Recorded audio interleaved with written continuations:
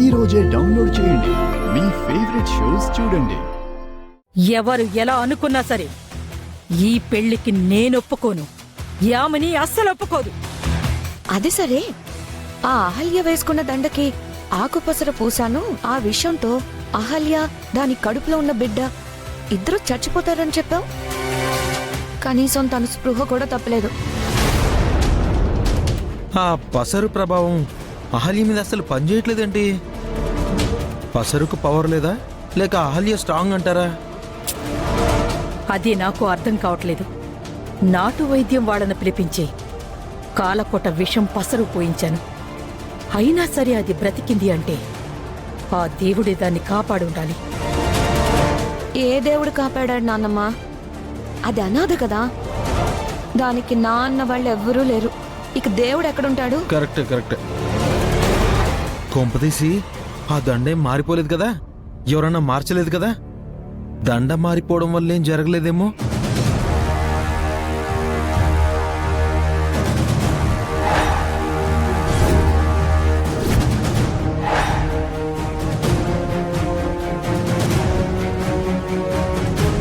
Sorry నాన్న, sorry mummy.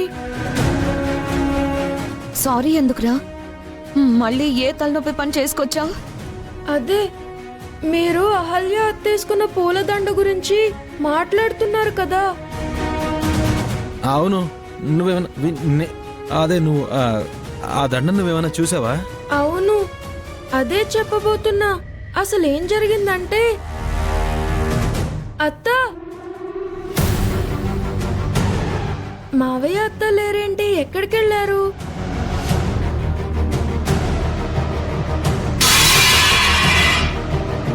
అయ్యయ్యో, అత్త వేసుకునే పూలదండ కింద పడిపోయింది.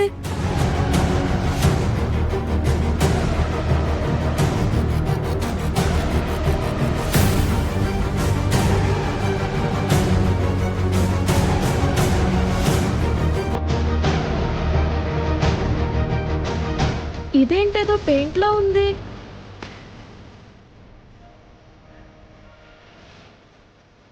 ఈ దండని ఇలాగే వేసుకుంటే అత్త డ్రెస్ పాడవుతుంది. ఒక పని చేద్దాం.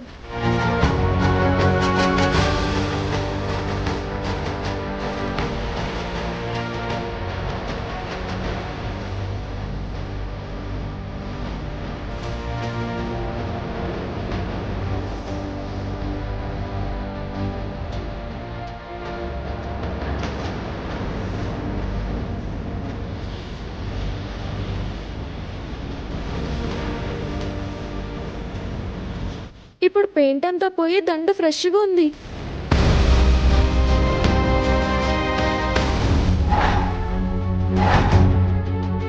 అదే జరిగింది. నేనేం కావాలని చేయలేదు.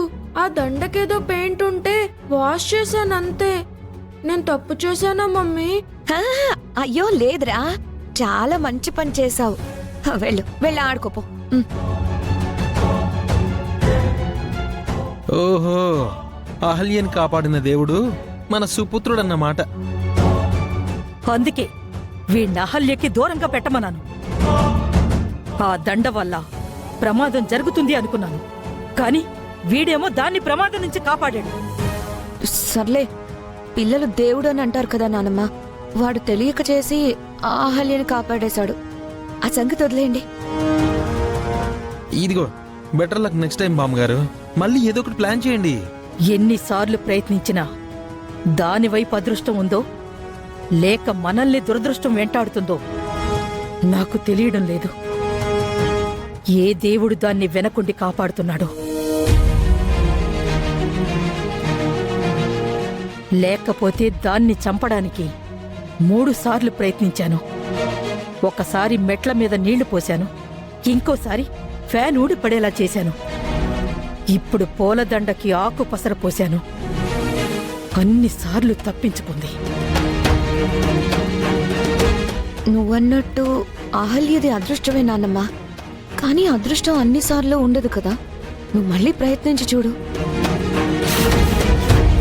ప్రయత్నిస్తాను. ఈసారి ఆ అహల్య ఖచ్చితంగా చావాలి. నా వంశ వారసుడు కావాలి అనుకున్న ఆ ఇంద్రగాణ్ణి ఈ ఇంటి నుంచి తరిమేశాను. ఇలా నా వంశాన్ని నాశనం చేయాలని వచ్చిన అహల్యని ఏకంగా పైకే పంపిస్తాను.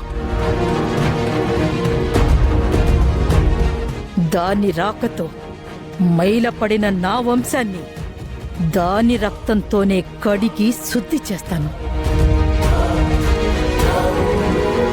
నానమ్మా నానమ్మా నానమ్మా నానమ్మా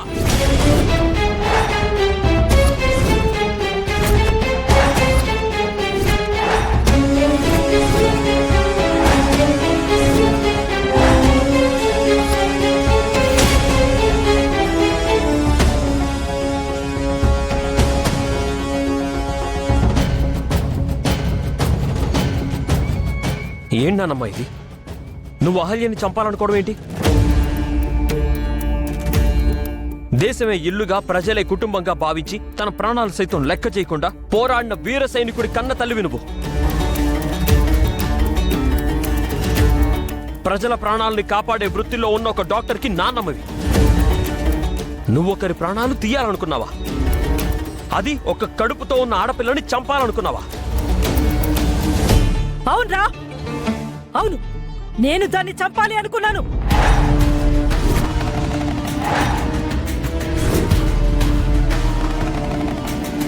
ఆ విషయం నేనేం దాచిపెట్టట్లేదే.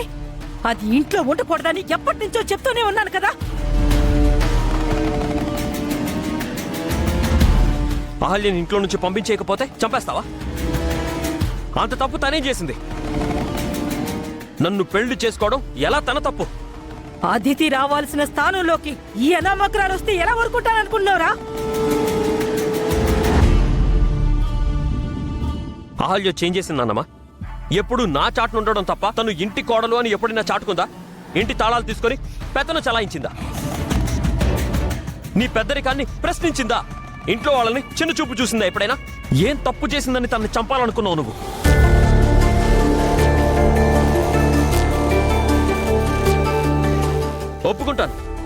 ఒప్పుకుంటాను. అదితికి మాటిచ్చి అహల్యని పెళ్లి చేసుకొని రావడం తప్పే. కానీ అది నా తప్పు. నేను చేసుకున్న పెళ్లికి కారణాలు చెప్పకపోయినా నేను చేసిన తప్పుకి చాలా సార్లు క్షమాపణ చెప్పాను. ఇంకా నీ కోపం చల్లారకపోతే అప్పుడు కూడా శిక్షించాల్సింది నన్ను గాని అహల్యని కాదు. అయినా ఇందులో తన తప్పే ఉంది. నువ్వు నా మనవడివిరా, నిన్నెందుకు శిక్షిస్తాను? మన రక్తం దాని కడుపులో పెరుగుతుంది. అది అది నాకు నచ్చట్లేదు.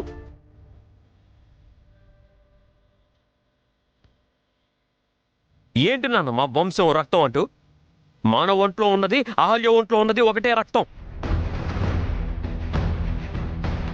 యాక్సిడెంట్ అయిన నాన్నని కాపాడింది అహల్య రక్తమే. ప్రాణాపాయ స్థితిలో ఉన్న నాకు తల్లి కాబోతున్న తన రక్తం ఇవ్వలేకపోయినా ఎవరో కాళ్ళు చేతులు పట్టుకుని కాపాడింది ఈ అహల్యే.